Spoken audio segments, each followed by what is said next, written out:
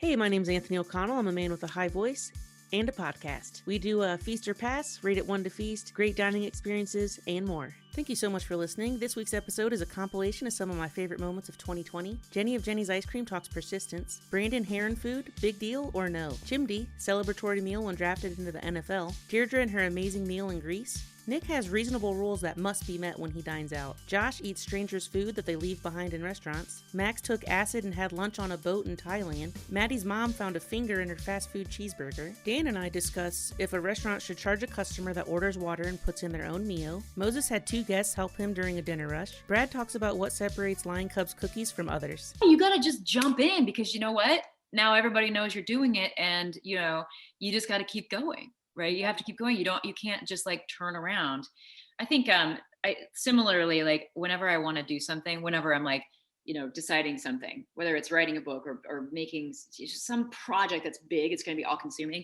I'm the kind of person that tells everyone I know, oh, by the way, you know what I'm doing, da, da, da. And to the point where they're like, whatever, Jeni, like they get annoyed with me because I'm like, I want everyone to know that I'm going to do it because it puts me on the hook for doing it, right? Because then in a year, when I see them again, or 6 months or 2 weeks, they're going to be like, did you do it? And my answer to them can't be, nah. Right. Like, you can't do that. You got to be like, well, yeah, or, whatever. So little societal pressure. On the, yeah. And then also too, from the Wikipedia, it said that, and I'm actually shocked to hear this, that when you first pitched it to North Market the first couple times, they said no. Yeah, they did. Was that devastating? Like, how did you overcome that? Okay, so in two different businesses. So there was Jeni's, and then before that, it was Scream Ice Cream, both in the market. And at Scream Ice Cream, they just weren't interested at all. So this was in 1996. They had the market had just moved from what it had been before, which was just a little Quonset hut. Now it's the oldest continually operated market in the Midwest, the North Market is. Mm-hmm. And so it had gone from various buildings over the years, but it had always been in service, right? It wasn't like just because like in the 90s it became popular, so the community revived it. It had always been there. So when the last one burned down, they were in this like horrible Quonset hut with a dirt floor. So they had just moved into the building next door, which was like an awesome warehouse, which is where it is now. It had been imagine this, it had been a records warehouse for Nationwide Insurance back before computers, right? Where they had to have like paper trail of everything. So obviously they didn't need that anymore. And so they moved the market into that building. And so what the organizers were doing, and they were very connected to the city of Columbus, is they were trying to build a grocery destination that would be where people would go back to having grocery shopping directly from the people who are making, growing, producing it, and procuring it. Such an awesome idea. They wanted only people who were doing grocery. And it makes sense, but that was what I was going up against. We were like, does ice cream fit in? Or they were really worried that the North Market was going to turn into like, I think what they call it, like a fudge and, cards shop, right? So like when you go up and you're like in a tourist little village by the lake or whatever, there's always like the fudge lady and the greeting cards and tchotchkes and stuff like that. So they were really worried that ice cream was sort of turning it into that. Totally understood, but I had to convince them that wasn't the case. So the way that I did that, actually, there was an ice cream show on PBS. It was a fantastic ice cream show. If you ever get a chance to watch it, back before, the technology we have now, where I could just find it and email it to you from YouTube. I didn't have anything, my family wasn't together at the time. I didn't have any money, I had nothing, but my grandparents lived in Florida and they had a VCR, right? Even by the standards of life back then, most people had a VCR. I did not. So I had my grandfather record it when it was on, when it aired. And then he mailed that tape to me. And then I gave it to the people at the market. And what it showed in that ice cream special, it was very beautiful. One of the first profiles that it did was on Bassett's Ice Cream in the Reading Terminal Market. And Bassett's is an old American company, 150, 175 years old. They've been in this market. It's very much like the North Market for a really long time. And they are beautiful. That was what changed their mind. So it's back to that idea of when someone says no, what do? The last thing you do is just walk away and say, thank you. Right. Right. In your mind, you say, I'll be back. Right. You came back with proof. I just didn't do it right this time. I just didn't convince you this time, but I will be back. And so I found this thing. I called my grandfather. We did that. And then again, at Jeni's, it had to happen again. Now, this is a different group of leaders at the market. But what had happened was Scream wasn't very successful. And so they were like, why would we have you back? And I had to say, well, because I've learned everything, now I get how to do it. And that was a while. So what I did that time, and you're going to find, if the more you look into what my story, this is what I do all the time. Like, I just literally never take no for an answer. It's very annoying to be married to me, or like, to be a friend of mine. But they were just like, no, thank you. And I was like, but this has to happen. I've got this whole thing now. And they said no over and over again. So I got a job at the market. So I just got a job, and I was just there all the time. Hello. Every time the manager of the market would walk by, hey, Dave, hey, it's Jeni, how you doing? I mean, it was like literally I camped out there. It's incredible. And I just became friends with him. And then he began to get trust in me that that I really did understand what I was doing. And that was what led to me being allowed back in. That's so sorry. incredible. I give very long answers, but no, I like it. I mean, I think you're going to truly inspire people with that story, because it's very easy to be discouraged when someone says no. But the first time you got told no, you're like, well, I don't have easy access to this video, but I'm going to call grandpa and get this video. And then you send it to him. And then that business kind of failed, but you failed forward. You got a job there and you just stuck it out. And I think that's really incredible. But I think the main thing is I'm asking myself, what did I not get across? Like, why are they not seeing it the way that I am? What do I have to change about my approach to get them to see the vision that I see? Because that's clearly beautiful. We need to kind of figure out how to come to the middle on this. And so I never think it's like, oh, they just actually hate my vision. I think they must not see it the way that I do. Incredible. Literally like a kid who will not shut up about it and like trying to get your approval. But anyway, I mean, it really is. It's like, what did I do wrong? It's never like they're whatever I just keep coming back with a new approach until it works. So I ordered this like chicken, cheese, gravy, French fry debacle, whatever it was. And I bit into it, and I noticed there was a very long hair in it. Oof.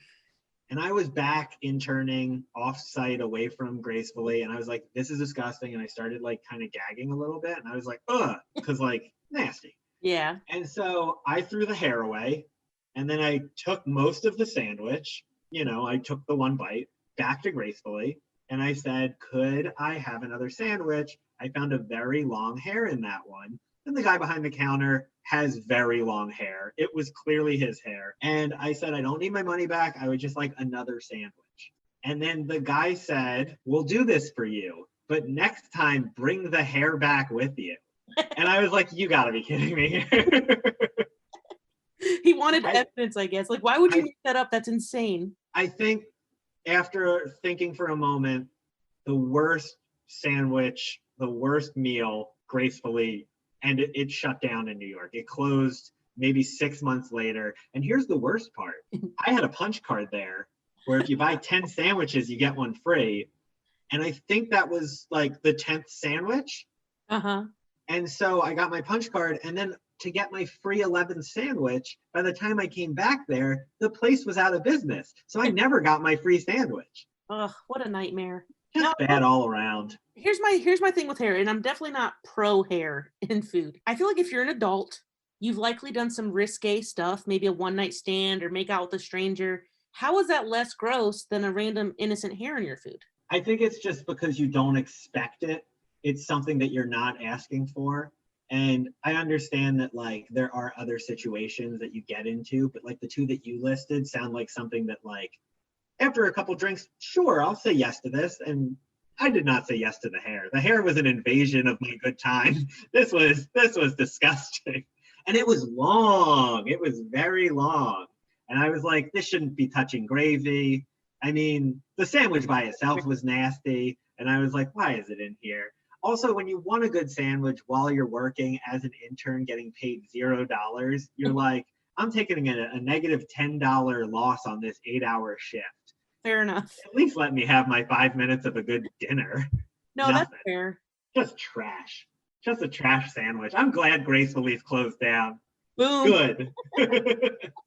Now, when I was a server, I worked in Times Square, and we had a long hair situation with one of my customers. So I have short black hair. Everyone in the kitchen has short black hair. So these group of Karens started to throw that word around frivolously, but they were objected. They weren't named Karen, but they were Karens. You get it. So I bring them their food. They all had long blonde hair, like crazy long blonde hair. And I bring them their chicken parm. and there was a long blonde hair in their chicken. And I was like, they were like, what is this hair? And I was like, oh my God. I was like, I'm so sorry. I was like, let me get you another one. And then they were like, no, we need free dessert or something. Like, you got to go above and beyond. So I told my manager, and he's super New York, like born and raised in Brooklyn. He wasn't having it. He was like, miss, everyone in the kitchen has black hair. Your server has black hair. No one has blonde hair. That's your hair. And they're like, well, this is ridiculous. It's unacceptable. He's like, I'll bring you another one, but you're not getting anything else for free. What do you think about that? You think that was fair on his part? Because I was on his team 100%. I think it's completely fair. I will say, as a customer, it would be hard for me to be like, there's no one here with blonde hair that works in the kitchen. I would be like, you want to prove, like, I'm not taking that at face value. I would Larry David the situation. Honestly, I'd be like, I think I saw the hostess who has blonde hair. There's some blondies. There's got to be at least another blonde person here. I mean, I recently had a delivery to my house, and I was eating a burrito, and I found a hair in the burrito. But I was like, in my house, it was late at night. I was like, YOLO. I was like, this one's fine. I'm not like stressed out about it. But most of the burrito was eaten, and it was really good. It wasn't my first bite, and it wasn't like all the way through it. I was like, this is fine. This is fine. And like, I don't know. I think it would be worse to find like a fingernail in something. Like, I think that's worse than a hair. Or short and curly. Yeah, that's a grosser hair. That's a way grosser hair. A possible tube is more gross. Yeah, nose hair would be bad, but I would probably be like, that's an eyebrow hair or an eyelash. There's a hierarchy of hair and food. Like, I think this is the big takeaway so far from our conversation, is that like there's levels to nastiness when it comes to finding, I guess it's technically body parts in your food. It is. Now, does the food matter? Like, is hair in soup worse than hair in a burrito? Yes, of course that matters. I think a hair in a soup is a deplorable thing to find. Or like if you're sucking up soda out of a straw and a hair hits you in the throat, you're like, that was supposed to be liquid. The soup is bad because it's supposed to be liquid, right? We can all agree. Whereas like a sandwich, it's nasty, but you're like, okay, I understand. Someone had to make a sandwich, and like, these sandwich artists, they're not being paid great. No. You got to tip them. Here's the thing I was saying the other day, when it comes to delivery, especially in this pandemic, you tip 20% or higher. 20% is the minimum, no matter what. They could be 2 hours late, and when they get to your door, they could fall forward onto the food, destroying it, and I would help them up and be like, here's your $30. I'm so sorry that you did this to me, but I will gladly eat the Szechuan wontons that are now on the carpet. Thank you so much. Please be safe. Here's my tipping policy.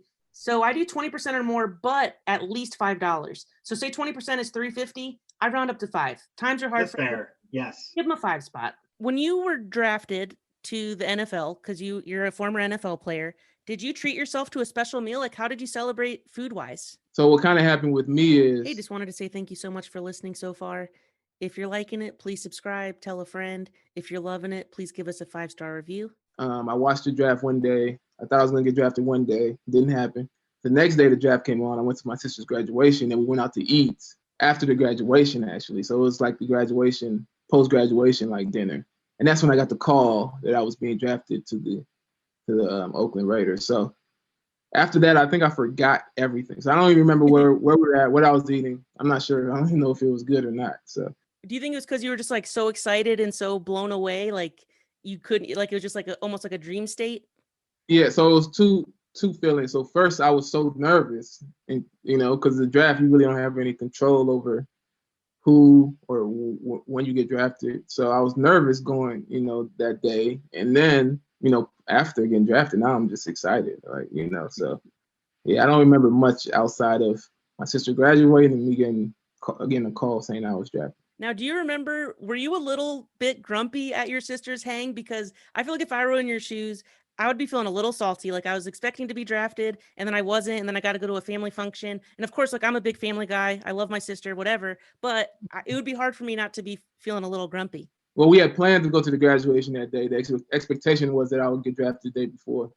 The graduation was kind of a way for me to take my mind off of it. Although it didn't help. I still kept thinking about it. So, I was excited for her, but I also was trying to not think about, not stress over it. That makes sense. And when you were in the league, you were kind of everywhere. You were in Oakland, New England, Miami. So you probably know a lot about food, I'm guessing. Which city is the best out of all the cities that you played for? Which city has the best food scene? Oh, city had the best food scene. I would have to say Miami did. So that's a tough question. So I was in Oakland, but I was, in the Bay Area. So I had access to the Bay Area, which has an amazing, amazing food scene. But I just feel like in Miami, I got out a little bit more maybe, or I just accessed more places than the Bay. So if I was to guess, I would say the Bay has a better food scene, and I'm going to add Napa to that discussion because it's like a hour and a half drive from where I was living. So between those, that whole area, I think they have the better food scene. But I would say I experienced more when I was in Miami. I was kind of living the life a little bit in Miami, I guess. That's so cool, man. That's incredible. So I just think it's really cool that you were teammates at Ohio State at such a high level, working together and being on a team at that crazy extreme level. And then now you guys have a restaurant together. Do you feel like you learned skills playing football that translated to your restaurant business? Yeah, I think I do. I think probably the biggest is just discipline. The understanding that you can't control everything, so control what you can control. And then probably the biggest thing is, so in football, it's really competitive. For you to be able to, achieve your goals or whatever, and, play, start, maybe make it to the next level, you have to continue to compete and continue to improve because everybody else is competing and improving. So I think that element is probably the biggest mindset that, even going into the restaurant, understanding that we need to continue to improve for us to be successful. So people giving feedback, customers having negative experiences, we have to be able to take that criticism, which, similar to football, you take criticism from your coaches on a daily basis so that you can continue to improve. So that's probably the biggest thing. One of my best dining experiences was actually in this little restaurant in Greece because it was on the water. And the person I was with, their friend knew the manager. So we kept going swimming and then going to eat. But the food, we would order, we went through the whole menu. We would order something and everybody would share. And it was octopus and hummus and I don't know, all these signature Greek dishes that were really, really good. As far as food here, I think I've been pretty lucky with dining experiences in terms of the companies that I'm with and the food that we get or the restaurants that we choose. A lot of my friends do hella research on menus and things before they even make a reservation or read reviews or whatever. So I've had some pretty awesome experiences here in the city. I like going to Quality Italian is one of my favorites because their food is always just so good. They have this toast with ricotta cheese and honey. It's stupid. It doesn't make any sense as to how good it is, but it is. Well, I think ricotta and honey's kind of a match made in heaven, and I'm always a carb fan. Carbs are life for me, so bread, I'm into it. So when you went to Greece, you said you were swimming in between bites. That sounds risky. I feel like I would get a cramp. I'm such a dork.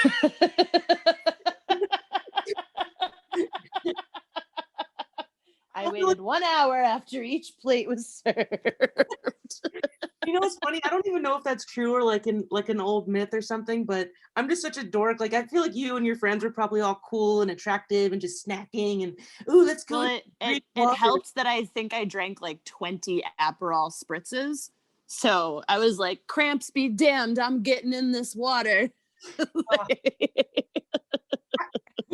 I love an Aperol spritz. It's so delightful. I wish I had one right now. I'm kind of low key. Me too.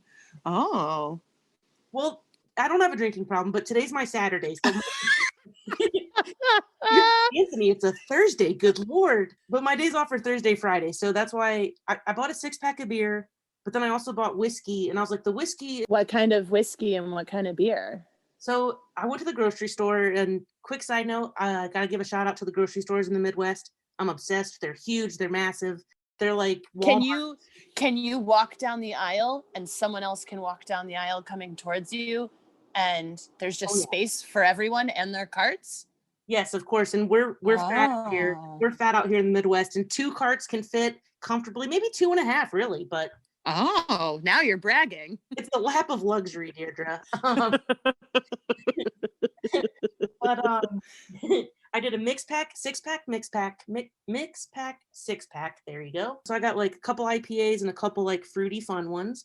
And then the whiskey was Maker's Mark. Love a Maker's Mark. I do love a Maker's Mark. So when you were in Greece dining, this might be like a really ignorant question, but did you get a gyro? Like, is that like a real thing, or is that like only Americanized? No, it's a real thing. They have like fast food spots that do like the gyro, but I'm trying to think if it was that or something else.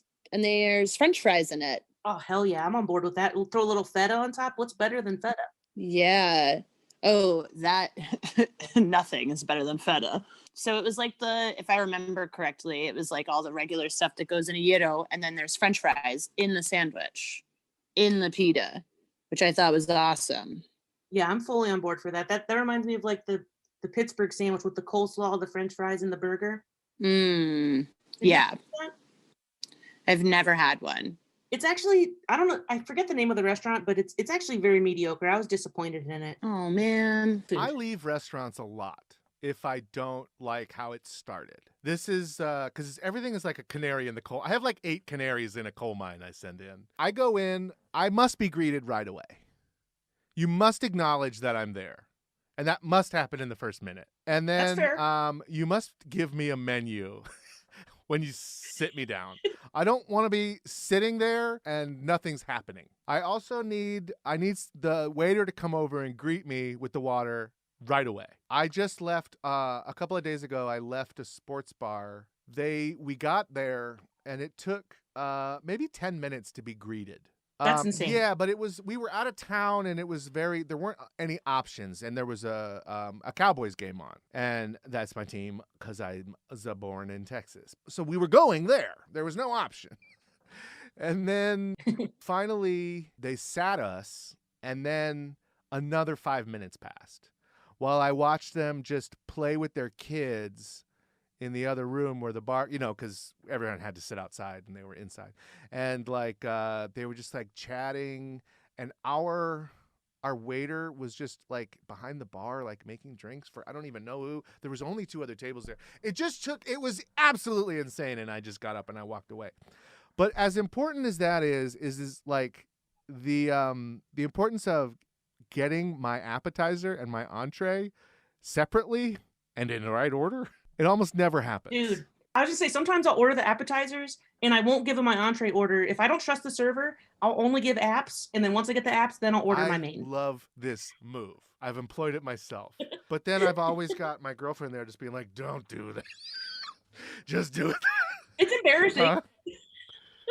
It's kind of embarrassing, but it works. It makes your experience better. Another important thing is I must be given the utensils before you bring me any food. Because if you sit food in front of my face and I cannot eat it, I'm livid.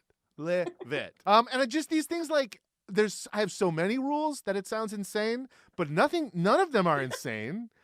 And they are very easy, universal rules that make complete and total sense. And how dare you work in this industry and not know that? So let me ask you how strict you are. So say they're super busy and the server comes up like, hey, I'm so sorry, man. I'll be with you in just 1 moment. And then it's like 3 minutes. Technically, you were greeted. Is that fair? If they said, hey, I'll be with you in a minute? I understand busy. Okay. And I just want to be acknowledged. Yeah, that's the thing. It's like, say the thing. Say, this is why we're not at the table. And I'll be like, okay, I know. Don't just be like, you don't give a fuck. I left another restaurant the next day because of bees.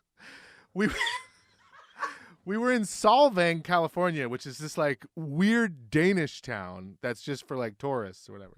And so anyway, there's lots of outdoor seating, as there would be during Quar, and there just had a bee problem. And so it wasn't new and it wasn't unexpected. There were signs everywhere that's like, look, buddy, there's bees here. And then they're going to be a problem. So we sat down, and then the table next to us, or 2 down, had, they got their food. And then immediately the bees swarmed even more. And to the point where one of them had to get up and just like go to the sidewalk. And they're like, I can't eat this. And like, we have to go. And then I looked at another table in the other direction, and they had a little ramekin of syrup, and there were 6 bees inside of it.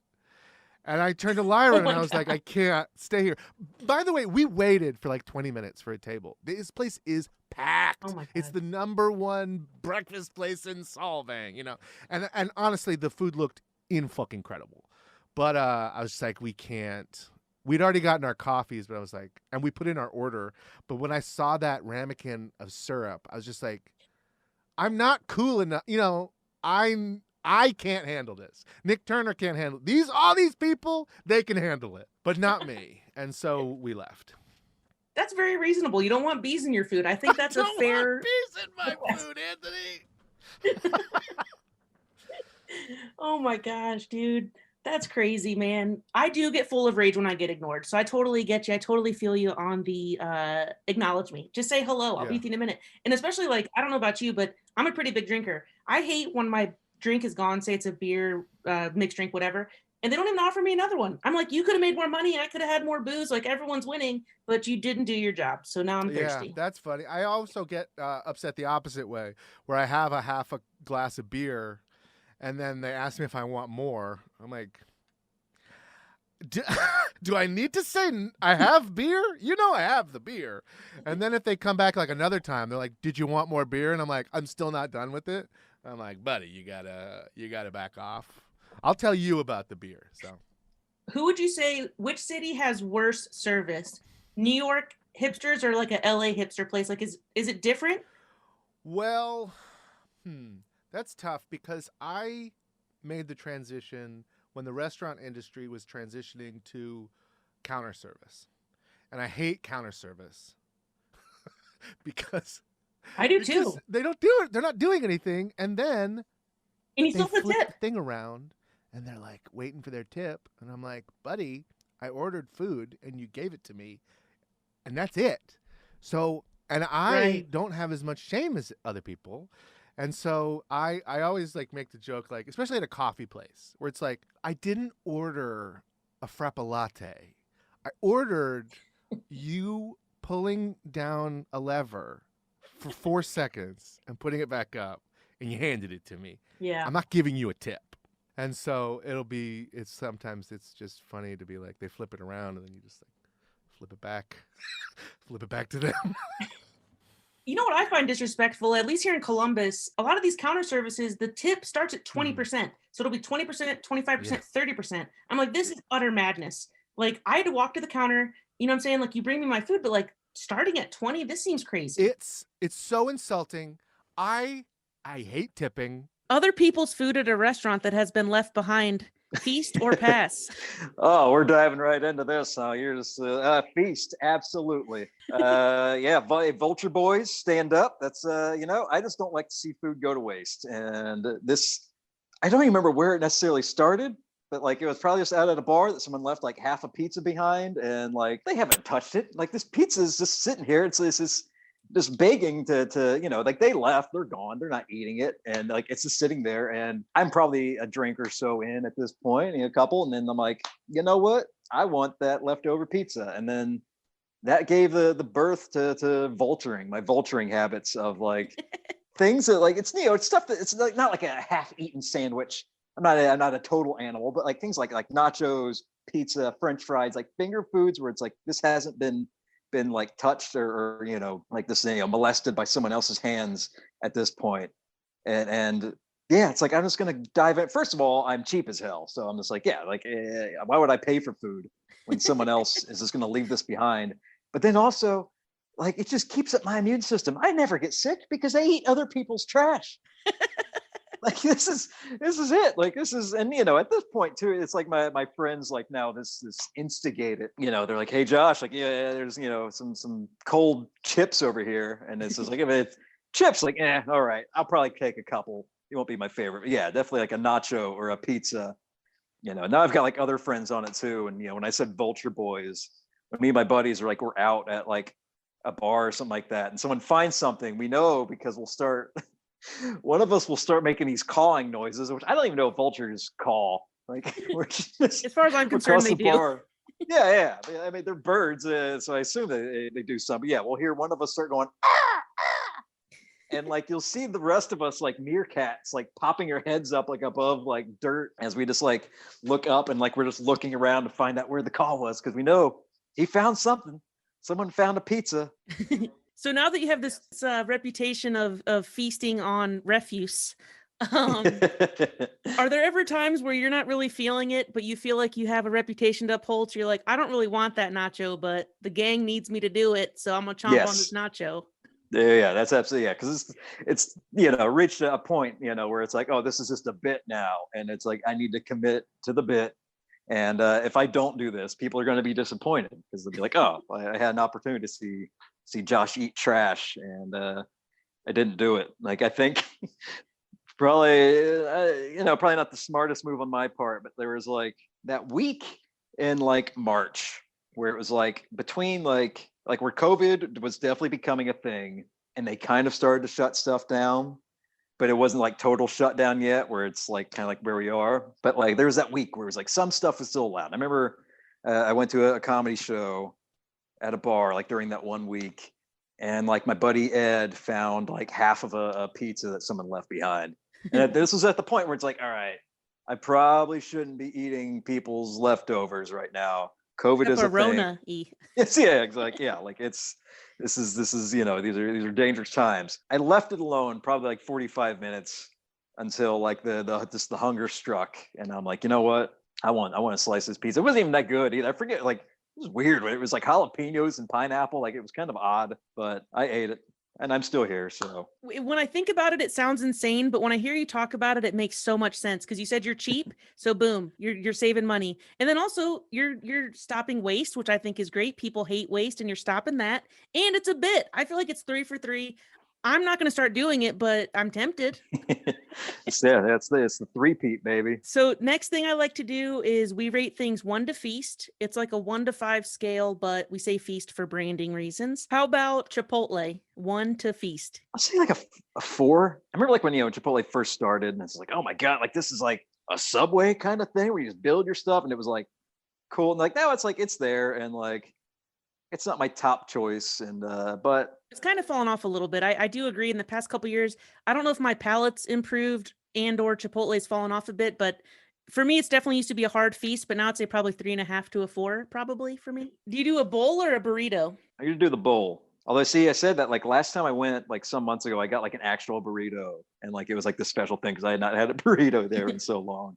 I just usually get like the sad bowl of like lettuce with like stuff on top. But then like I had that burrito, and like I know something about like I love how it's just all separated inside of it, so that at one point you're just gonna get like an entire mouthful of like sour cream, and it's this this is part of the experience. Now I don't know if this is like a Karen move, but I've seen some customers when they get the burrito, they request the person to mix it up for them.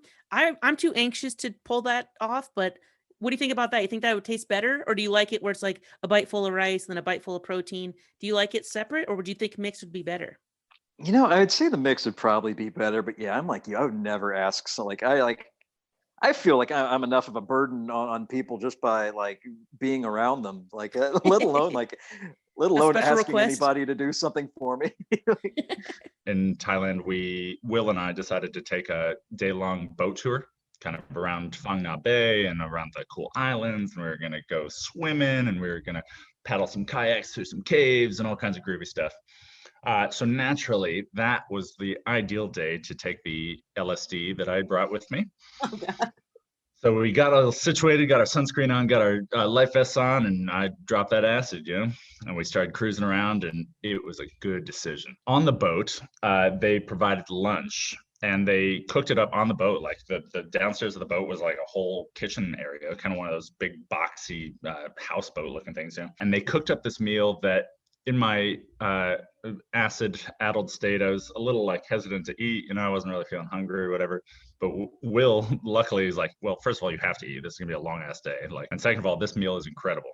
So they laid out a spread of like build your own plate with, it was meats with sauces and rice and veggies and kind of stir fry stuff.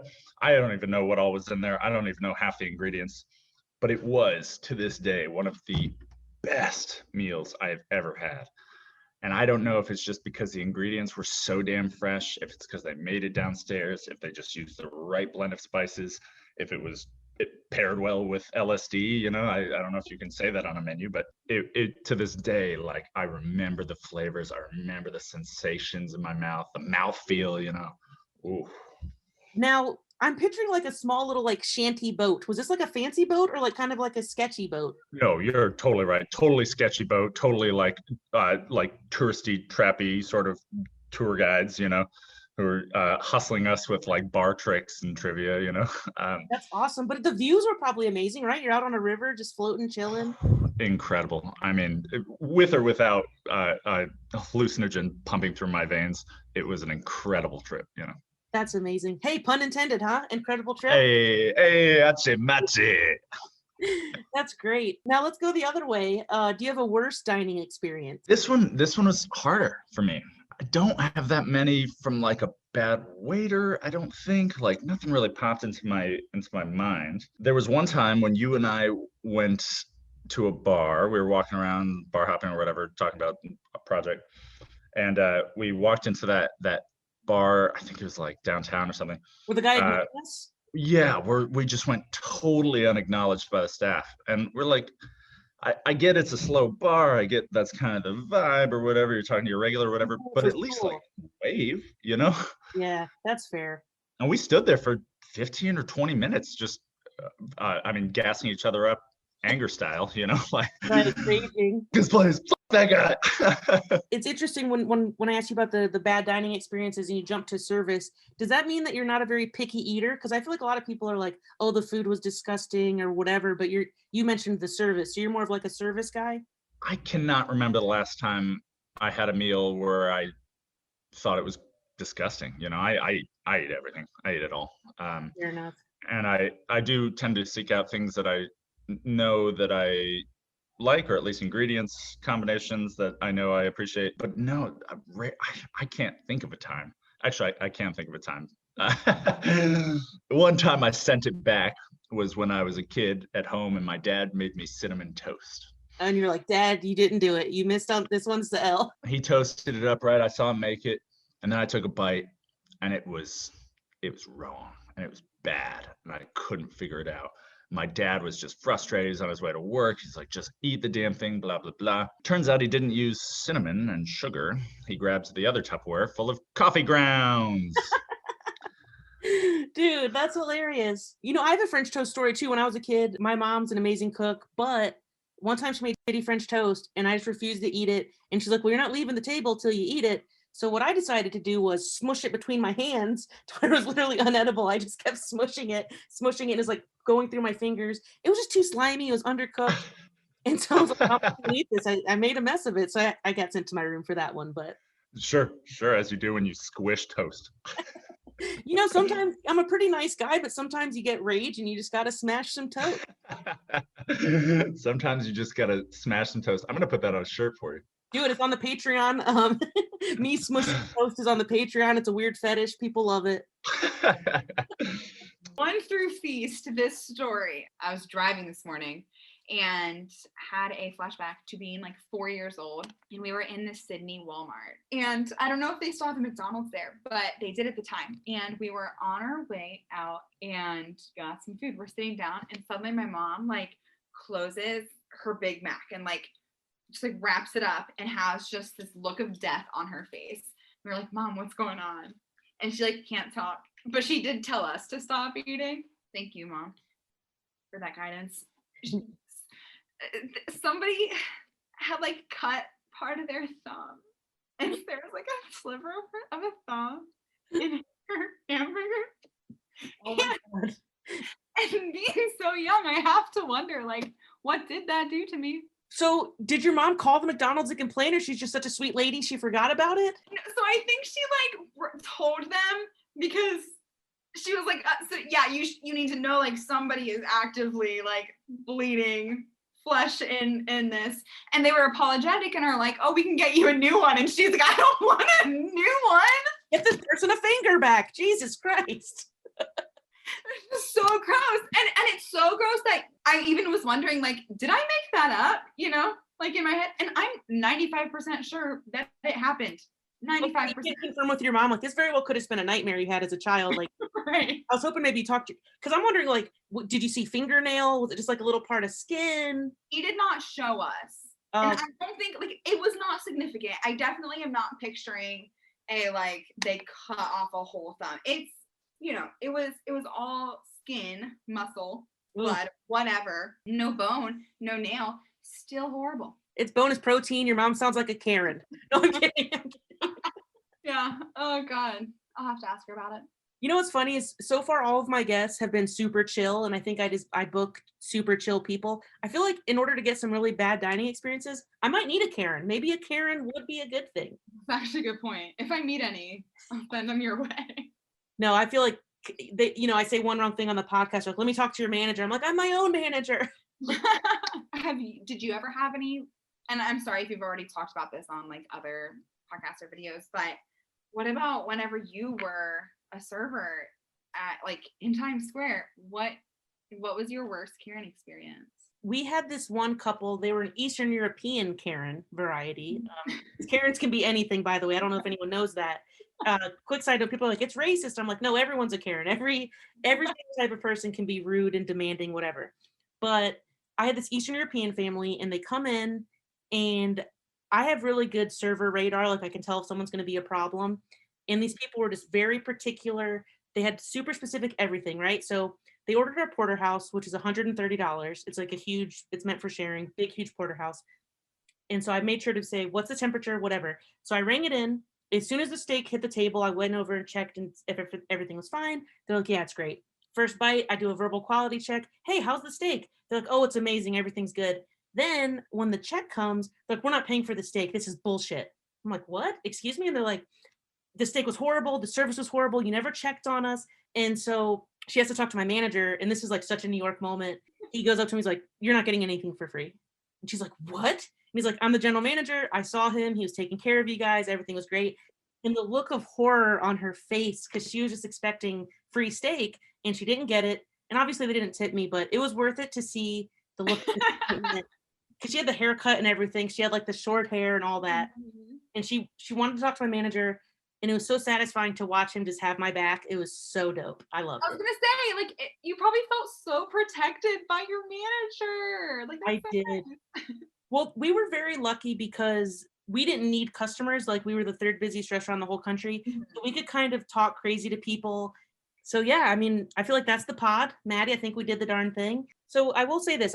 I'm sorry, but I'm not familiar with your content. But I just want to blindly support you and say, YOLO, who cares? I think you should make it all public, put that content out there. Worst is going to happen is no one looks at it. Well, I guess you could get a mean comment, but then you delete it. I say just dive all in. Don't dip your toe in the pool. Jump in. Can I hire you to delete it before I see it? Another annoying thing customers would do is they would order a water and they would squirt Mio in there. And that pissed me off. I'm like, you got to order a soda or something. So luckily where I worked, we were very busy. So the customer was not always right. So I asked my manager, hey, this six top, they all ordered waters, but they're drinking Mio. And he's like, charge them for soda. That's bullshit. So we charged them for a pitcher of soda. And obviously they were very upset. But what are your thoughts? Do you think a customer should be allowed to use Mio or should they have to pay? Man, I've actually I've never seen this or been confronted with this question before. So I don't know, man.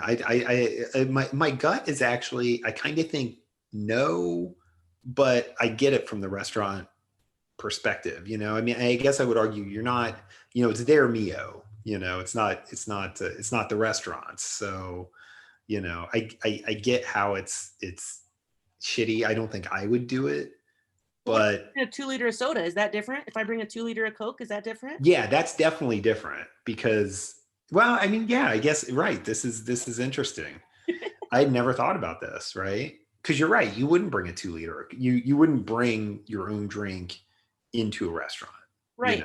You know, for example, wine, if we're going a little fancier, we had a right. So you can bring your own wine, but you got to pay $25. So. Yeah, no, that's a good point. I guess the you know, I'm almost in my brain thinking of Mio like if you brought sugar packets, like, or like if you had your own like special, like, you know, maybe Splenda or whatever, and you've just gone out to restaurants so many times and they don't have it, so you bring your own. Like, I guess I'm equating, I'm seeing Mio more like that as an additive rather than the drink. But your point's a fair one about, you wouldn't bring a soda in there. I've had customers bring all kinds of crazy things. I worked in an Italian restaurant in Times Square, and one time this dude ordered a shrimp scampi, and he asked for ranch dressing, which we don't have. And he's like, okay.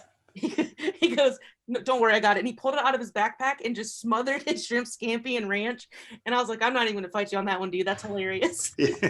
You earned it. Now, when you cook, do you follow recipes like religiously, or you just kind of say YOLO and just throw it all in there? For the most part, I'm a pretty strict recipe follower with things like, things I've made a lot. I feel like, steak, like I don't look up how to cook a steak. Like I know how to cook a steak. Right. Although I did for a while, but also like I am, I don't know if it's like I don't think it would be OCD, but like I still read the box for the Kraft macaroni and cheese, even though I've probably made that more than any food in my life. I still look at the box every time, even though I know it's like, 4 tablespoons of butter and it's like a quarter cup of milk or whatever. I still like read it, keep checking the box and make sure I'm making it right.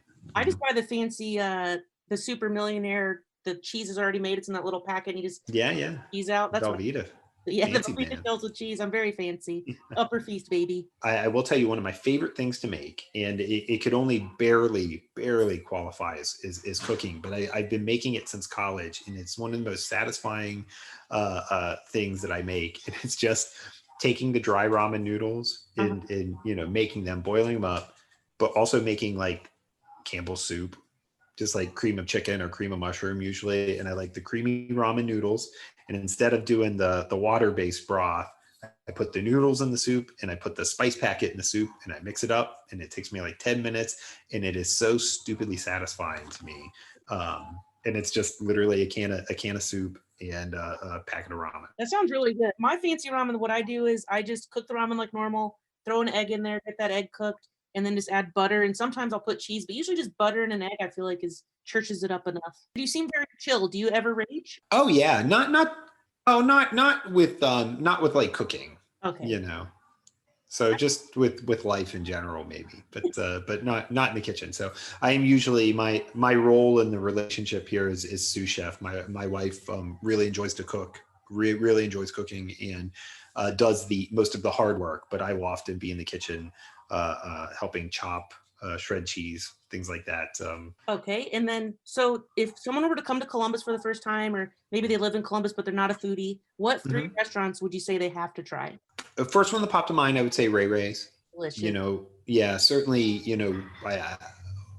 we're not one of the famed regional styles of barbecue, but they're just, it's so just satisfying, I mean, if you like barbecued meat in good sides, like it's like, I don't think I've ever had a bad meal there. Plus you get the experience factor, particularly if you went to like a place like Land Grant, if it's a nice day and you can get a beer and sit out at the picnic tables, that's a hard, when the weather's right, that's a hard experience to beat.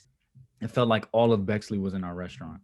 It was so many people inside, and I mean, a line out the door. Nice. It was crazy, and it happened like at a drop of a hat. It wasn't even like we could even give people wait times. It was just boom, everyone's in here now.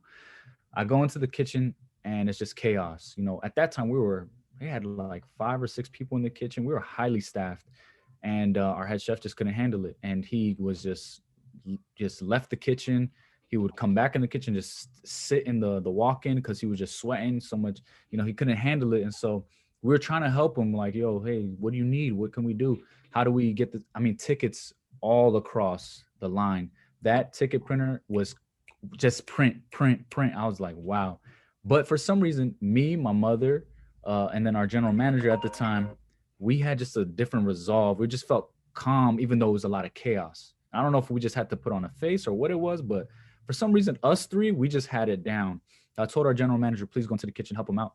And I'm coming out. People are waiting an hour for appetizers. It's crazy. That is cool. And we're trying to just, tell people, hey, look, we're sorry. This is happening. We're trying to, make people feel okay about it. And they're being gracious, but you can tell they're very like they're ready to kind of just leave and get, they're getting angry. And I go back into the kitchen. All of our meat is on the grill. It's like literally all of the meat in our kitchen looks like it's cooking. And I'm like, how do we know what's what? No problem. So 2 guests get up from their seat and they say, look, I used to be an executive chef for 30 years. Can I help you? What? They're waiting for their food. Yeah. And his wife was also, worked in restaurants, and she's like, I'll bust tables. I'll bring food out. What do you need? We don't want to see you guys fail. I come over to the window to the kitchen, and our chef's back in. And I'm like, hey, look, this guy's offering to help us out. Do you want him to come back here and help? And he didn't respond. I was like, look, just give us a second. And then while I was talking to our chef, I was like, look, we're waiting for you to get this food out. He throws a whole plate of fries at me. He misses. I fire him on the spot. I tell our guests to come into the kitchen. He helps us get through the night. Wow. Man, it was crazy. And 24 guests got up and left that night. When you get in the weeds, you got to be like you and your mom and your sister. You just got to like play like a champion, no excuses. And like, it does suck, but you just got to like power through. Like, that was smart to fire him. I mean, especially throwing french fries at you, that's madness. That's crazy. Yeah, I mean, and to be honest, I learned this other thing from our general manager at the time. So I got to have short-term memory. And so when I fired him, it was like, that's it. You're no longer here. So we have to keep it moving. And so right when I brought in that other, his name was Tim and Caroline. That's who got up and helped us out. When Tim came into the kitchen, he just automatically started systemizing. Here, where are we at? Let's get everything together. Our general manager was he was a great chef at the time too. He got back there, he did his thing, and we were able to get food out slowly but surely. And most of those people who left that night have came back, and they even told us, look, we'll give you guys another chance. It just happened to be an off night, we can tell. And we went through a lot of those hiccups. We were able to push through that day, I think it's beautiful though. You had the community on your back though. People were busting tables, helping out. I think that's really inspiring.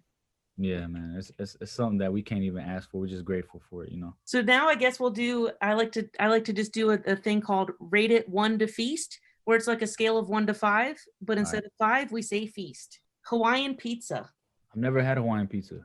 I heard it's really good though. I'm gonna say 3 because I've never had it. I can't say it's bad or good. Is there a reason you haven't tried it? I've never even thought of it, like, for real. I'd like, if I'm gonna get some pizza, my favorite pizza is jalapeno pizza. I like jalapeno pizza. And then there was a spot where I went to high school at that had this crazy sausage pizza. And they had cheese. They had cheesy bread with like this crazy sausage on it. I was like, man, that thing was fire. But I don't eat pork no more, so I don't eat that. But jalapeno pizza is my go-to at this point. When you said the pause, it made me think of I recently posted myself eating a chili cheese dog, and I broke the internet, dude. It was kind of like one dude called me a glizzy goblin. Yo, the internet's wild, man. It's a wild place.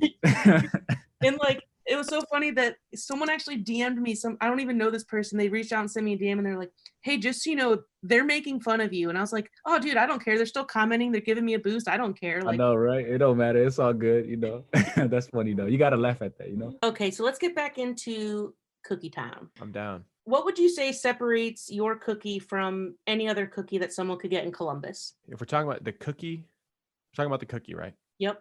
Okay. Because some people ask me, what separates your company from other people? And that's a different answer. What separates our cookie is it goes back to the level of detail that we pay. Like, we pay so much attention to the quality of the cookie when you, the customer, gets it. Like, people are like shocked, like, oh my God, it's still warm. And it's not like one of those things where it's like, oh, that's kind of warm. It's like, no, this is very, very warm when it gets to you. And it's that, but it's also the contrasts and textures that we have all in one cookie. So you probably noticed when you tried it, there's just a little bit of crunch on the outside. It's there. Mm-hmm. Underneath that crunch is a totally different ball game though. So there's like this outer subtly crunchy shell, but it's not too much where it's like making like a loud like noise. Like, it's not too much for you, but underneath it's like this pillowy, soft, thick, but not too dense, not too chewy. It still retains a lot of its moisture. Mm-hmm. And it's just such a big difference from what's on the outside of the cookie. So it gives you kind of the best of both worlds. It's what everyone loves about that cookie when it comes out of the oven. It's like super doughy, but it doesn't give you the fear of salmonella. Right. And it's super gooey and delicious, man. It's a delicious cookie. What I like a lot about it is just the way it looks. I think aesthetically it's very pleasing. Did you have to work hard to get that look? Absolutely. So yeah, it was a lot of toying around with the right cooking temperatures. And notice I said temperatures, not temperature. We alter the cooking temperature as we go. And it took, months of getting that right to get like that nice light brown look on the outside. And then you'll notice there's a lot of like contouring on the outside of the cookie. It's not like this perfectly round cylindrical ball, which doesn't quite look as nice, which I see everywhere, especially with people that are shipping their cookies online. So they do have a very unique look, and they're super, like, they're thick. Like, they have a nice amount of spread to them, but they don't have too much spread. And there are certain cookies that are just like straight up like a baseball, like they don't spread enough. I'm like, dude, reduce the amount of flour you have. That's too much.